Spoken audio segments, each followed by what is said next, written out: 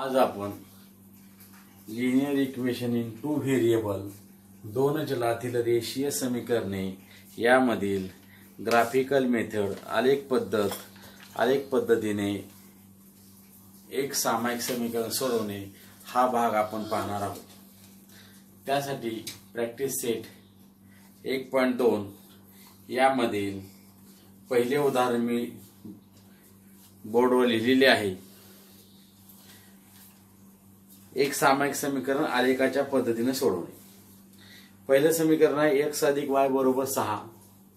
दुसरे समीकरण आहे x - y = 4।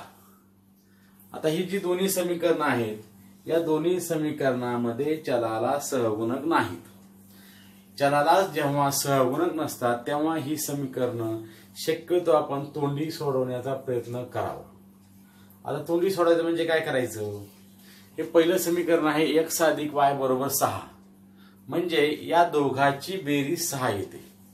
x ची आणि y ची अशी किंमत घ्या की त्या दोघांची बेरीज 6 येईल। मग साधी किंमत आहे। पहिली किंमत आपण 0 घेऊ। 0 मध्ये किती मिसळल्यानंतर 6 येतील? 0 मध्ये 6 मिसळल्यानंतर 6 येतील म्हणजे आपल्याला y ची किंमत मिळेल 6। म्हणजे ही किंमत आपण असं लिहू 0 आणि 6। आपल्याला एकूण 3 किमती काढायच्या असतात पाहिजे असतात आपल्याला। पहिली किंमत आपण काढलेली आहे 0 6। दुसरी किंमत घेऊ आपण दोघांची बेरीज 6 येते म्हणजे 3 आणि 3 घेतली तरी आपल्या बरोबर कोणत्याही किमती घ्या तुम्ही चालतंय। 3 आणि 3 या दोघांची बेरीज येते 6 म्हणजे दुसरी किंमत आली आपल्याकडे 3 3। तिसरी किंमत घेऊ आपण 5 आणि 1 6। दोघांची बेरीज 6 येणं आवश्यक आहे। त्यासाठी तुम्ही कोणत्याही किमती घेतल्या तरी चालतील।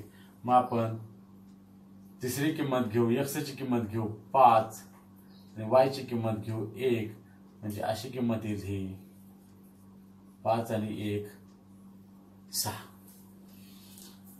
आता आपल्याला दुसरं समीकरण पाहायचं आहे x - y = 4।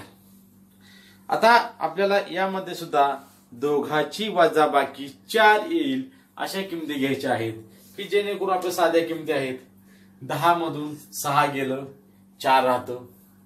पहिली किंमत मी घेतो x ची किंमत 10। आपल्या आलेखावर 10 किंमत बसते 10 आणि 6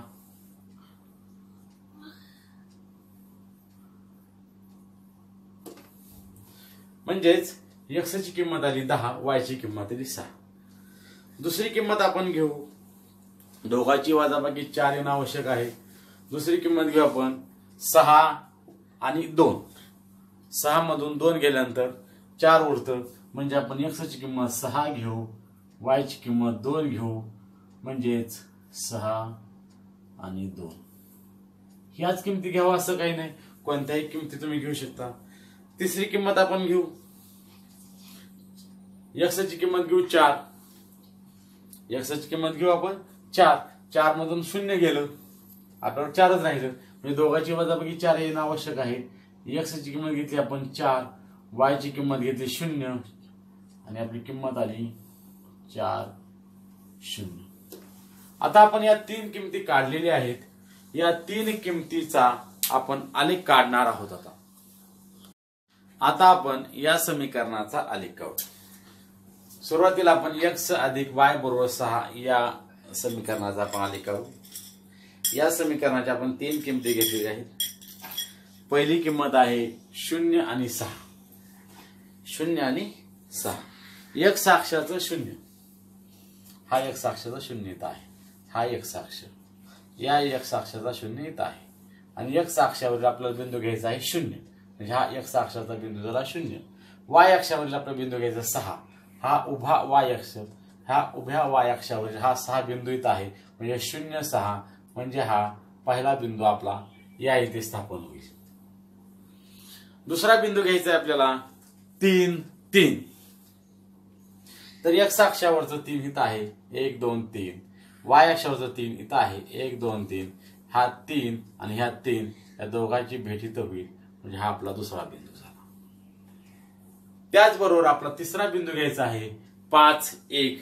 एक्स अक्षाचं 5 आणि वाय अक्षाचा बिंदू 1. एक्स अक्षावरील हा 5 बिंदू इथं आहे, वाय अक्षावरील एक बिंदू इथं आहे, हा 1 इथे आणि 5 या दोघांचं भेट या ठिकाणी होईल. म्हणजे आपले हे 3 बिंदू झाले. आता या 3 बिंदू मधून जाणारी आपल्याला रेषा काढायची आहे. 3 बिंदू मधून जाणारी आपण आता रेषा काढू. आपण पट्टीच्या साहाय्याने काढू आपण रेषा.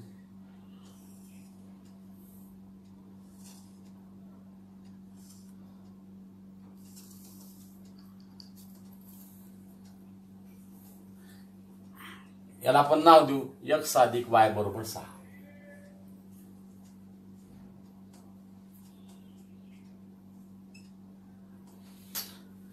याचप्रमाणे आपण दुसऱ्या समीकरणाचेही आपण बिंदू स्थापन करू. दुसरं समीकरण आहे x वजा y बरोबर 4. त्याचे आपण बिंदू घेतलेले आहेत. पहिला बिंदू आहे 10 आणि 6.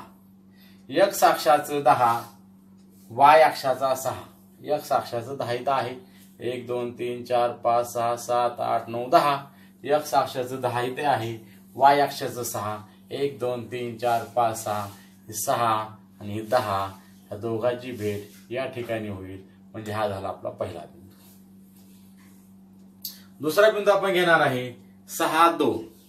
x अक्षाचं 6, y अक्षाचं 2. x अक्षाचं 6 इथं आहे, उभी रेषाची ही 2ची या दोघांची भेट या ठिकाणी होईल.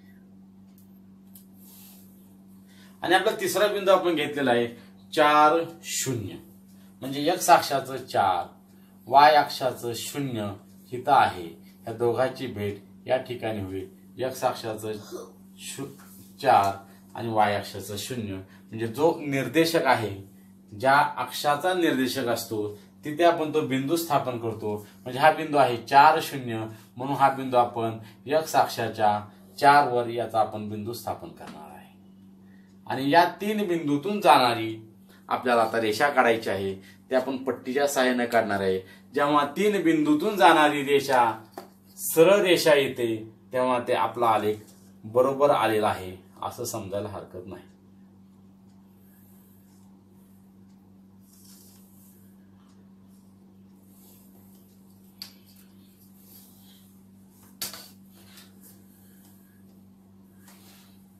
याला आपण नाव देऊ x वजा y बरोबर 4. आणि या दोघांची जी उकल आहे, उकल म्हणजे या दोन्ही रेषांचा छेदन बिंदू ही या समीकरणाची उकल असते. हा छेदन बिंदू या ठिकाणी आहे.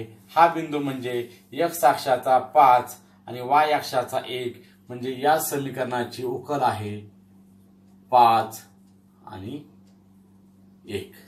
अशा प्रकारे हे आपण समीकरण सोडवलेलं आहे. आता आपण याच अभ्यासामधील चौथे उदाहरण अभ्यासणार आहोत. दुसरं आणि तिसरं उदाहरण तुम्ही सोडवायचं आहे. पहिल्याच प्रकारचं दुसरं उदाहरण आहे आणि तिसरं उदाहरण जे आहे ते या प्रकारामधील थोडं पहिलं समीकरण आणि दुसरं समीकरण जे आहे ते पहिल्या प्रकारामधील आहे. अशा प्रकारे तुम्ही ते 2 उदाहरणं सोडवू शकता. आपण आता चौथे उदाहरण अभ्यासणार आहोत. 3x वजा y बरोबर 2 आणि 2x वजा y बरोबर 3.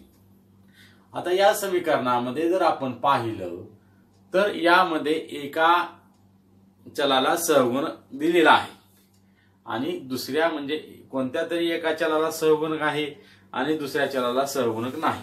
अशा प्रकारची आता ही समीकरण सोडवायची आहे. या समीकरण सोडवत असताना आपल्याला प्रत्यक्ष याच्यामध्ये किमती टाकून ही समीकरण सोडवावी लागतात. तर पहिलं समीकरण आहे आपण 3x वजा y बरोबर 2. हे समीकरण आपण आता सोडवणार आहेत आपण. तर हे जे 3x वजा y बरोबर 2 हे जे समीकरण आहे, या समीकरणामध्ये y ला सहगुणक नाही आणि याच्यामध्ये y चं जे चिन्ह आहे ते ऋण आहे. त्याच्यामुळे आपण एक काम करू. सुरुवातीला हे जे y आहे ते पलीकडच्या बाजूला नेऊ आपण त्याला. म्हणजे असं होईल 3x बरोबर 2 अधिक y, म्हणजे आपल्याला सोडवायला ते सोपं पडेल जरा ते. आता हे समीकरण असं जरा 3x बरोबर 2 अधिक y, म्हणजे या समीकरणामध्ये y ला सहगुणक नाही. ज्याला सहगुणक नाही त्याची किंमत काढणं आपल्याला सोयीस्कर ठरतं, आणि ज्याला सहगुणक आहे त्या चलाची आपण किंमत ठेवणार आहे. म्हणजे हे समीकरण मी असं मानतो उलट जरा, 2 अधिक y बरोबर 3x, म्हणजे डावी बाजू हे इकडे मांडणार, हे इकडे फक्त पक्षांतर केलेलं आहे.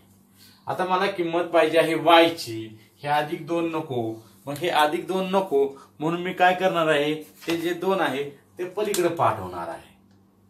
मग पलीकडे गेल्यानंतर ते काय होईल, वजा होईल. म्हणजे हे समीकरण आपण असं परत मांडू शकतो, y बरोबर 3x वजा 2. म्हणजे या समीकरणामध्ये आपल्याला आता x ची किंमत ठेवायची, x ची किंमत पुढच्या बाजूची नेहमी किंमत ठेवायची, अलीकडची किंमत मिळते. म्हणजे x ची किंमत ठेवल्यानंतर आपल्याला y ची किंमत मिळते. किमती आपण अगदी साध्या सोप्या किमती ठेवायच्या, 1 2 3. म्हणजे x ची किंमत मी 1 ठेवतो सुरुवातीला, त्यानंतर x ची किंमत मी 2 ठेवू, आणि x ची किंमत मी 3 ठेवतो. म्हणजे x ची किंमत जर मी 1 ठेवली, x बरोबर 1, हे उदाहरण जे आहे ते आपण तोंडी सुद्धा सोडू शकतो. सराव आपला झाला की आपण ते तोंडी सोडू शकतो. हे कसं बघा, x ची किंमत 1 ठेवली आपण, 1 गुणिले 3 3, 3 एके 3, 3 आतून 2 गेलं, उरलं 1. आपण प्रत्यक्षामध्ये आपण किंमत ठेवू आपण एका याची, म्हणजे तुमच्या लक्षात येईल y बरोबर 3, x ची किंमत मी 1 ठेवणार आहे, 1 वजा 2. म्हणजेच y बरोबर 3 एके 3 वजा 2, म्हणजे y ची किंमत आली 1. तुमच्या आता लक्षात आलं असेल की काय करायचं ते. म्हणजे आपण तोंडी सुद्धा किंमत ठेवू शकतो. x ची किंमत 1 ठेवली म्हणजे आपल्याला y ची किंमत किती मिळाली, आपल्याला 1 मिळाली. म्हणजे हे तरी होतं, म्हणजे पहिली किंमत आली आपली 1 1. त्याचप्रमाणे मी आता x ची किंमत मी 2 ठेवतो. आता 2 किंमत ठेवल्यानंतर तुमच्या लक्षात येईल इथे आपण 2 ठेवलं, 3 दुने 6, 3 दुने 6, 6 तून 2 गेलं, उरलं 4. म्हणजे ही किंमत आली 4. साध्या किमती आहेत त्या आपण साध्या गुणाकाराने आपण ठेवू शकतो. 2 किंमत ठेवली आपण इथं, 2 गुणिले 3, 3 दुने 6, 6 तून 2 गेलं, उरलं 4. म्हणजे ही किंमत आली 2 आणि 4. हा आपला दुसरा बिंदू मिळाला आपल्याला. आता मी x ची किंमत 3 ठेवणार आहे. x ची किंमत जर इथे 3 ठेवली, मी इथे 1 ची जागी आता मी 3 ठेवलं, 3 गुणिले 3, 3 त्रिके 9, 9 2 गेले, उरले 7. म्हणजे आपली तिसरी किंमत आपल्याला मिळेल 3 आणि 7. तुमच्या लक्षात आलं असेल तर काय करायचं. त्याचप्रमाणे आपण दुसरं जे समीकरण आहे त्या दुसऱ्या समीकरणामध्येही मी अशाच प्रकारे आपण किमती ठेवणार आहे. याही समीकरणामध्ये y जे आहे ते y ऋण आहे. ऋण असल्यामुळे मी पलीकडे पक्षांतर त्याचं करतो. म्हणजे हे असं होईल, 2x बरोबर 3 अधिक y. पहिल्या समीकरणासारखं झालेलं आहे हे असंच मानतो, 3 अधिक y बरोबर 2x. म्हणजे या इथे सुद्धा जे 3 आहे ते 3 जर आपण पलीकडच्या बाजूला पाठवलं तर ते अधिकचं वजा होईल. म्हणजे हे असं होईल, y बरोबर 2x वजा 3. म्हणजे आपल्याला इथं अलीकडच्या चलाची किंमत मिळणार असते, पलीकडच्या बरोबरच्या पलीकडच्या चलाची किंमत ठेवल्यानंतर हिथंही बरोबरच्या पलीकडचं चल आहे x. हिथंही आपण त्याच प्रकारे आपण किमती ठेवू, 1 2 3. म्हणजे तुमच्या लक्षात येईल x ची किंमत मी 1 ठेवतो, 2 ठेवतो आणि 3 ठेवतो. म्हणजे x ची किंमत 1 ठेवल्यानंतर आपल्याला कसं होईल हे आता पाहू आपण. म्हणजेच y बरोबर 2x वजा 3 याच्यामध्ये मी x बरोबर 1 ही किंमत ठेवतो. म्हणजे समीकरण असं होईल y बरोबर 2, x ची किंमत मी 1 ठेवली वजा 3, म्हणजेच हे असं आलं y बरोबर बे वजा 3. आता इथं आपण पाहिलं तर y बरोबर 2 वजा 3 आलेला आहे. 2तून 3 जात नाही. दोघांची चिन्ह वेगवेगळी आहेत. जेव्हा दोघांची चिन्ह वेगवेगळी असतात तेव्हा मोठ्या संख्येतून लहान संख्या घालवायची आणि मोठ्या संख्येचं चिन्ह द्यायचं.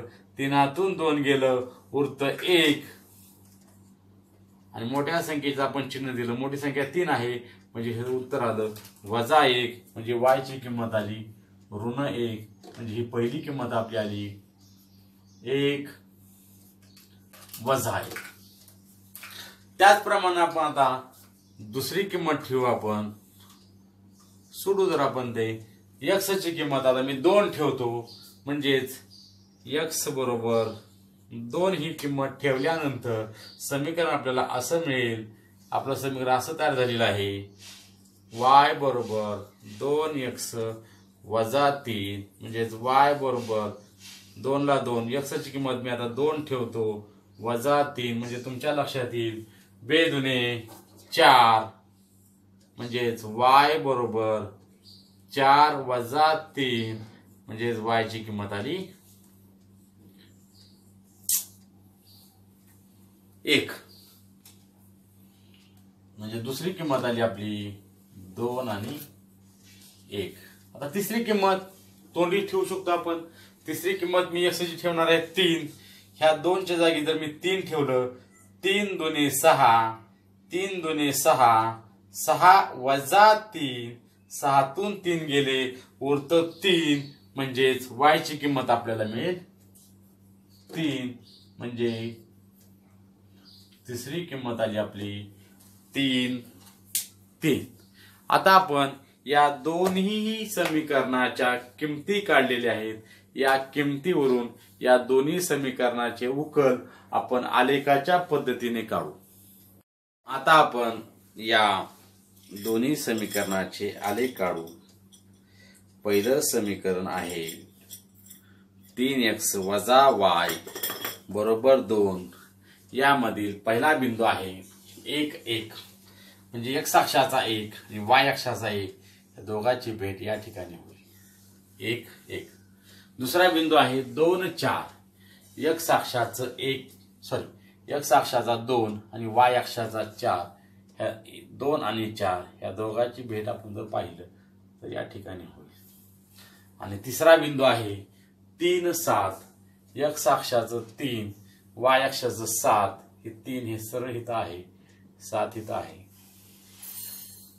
आता आपण या 3 बिंदूमधून जाणारी रेषा काढू. रेषा जरा काढताना मोठी काढायची.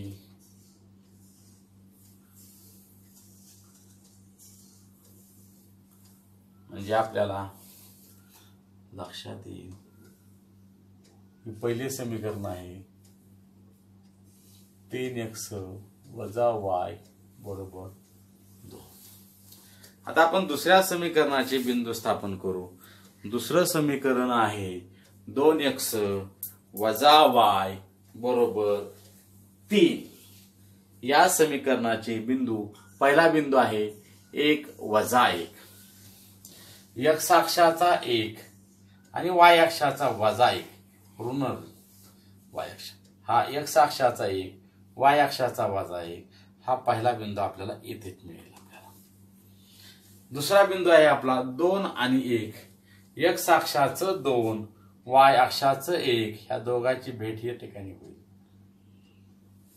आणि तिसरा बिंदू आहे 3 3. x अक्षाचं 3 आणि y अक्षाचं 3 हा तिसरा बिंदू आपल्याला या ठिकाणी मिळेल. आणि या 3 बिंदू मधून जाणारी आपण यापूर्वी जशी रेषा काढली तशीच आपण या 3 बिंदूतून जाणारी रेषा काढू.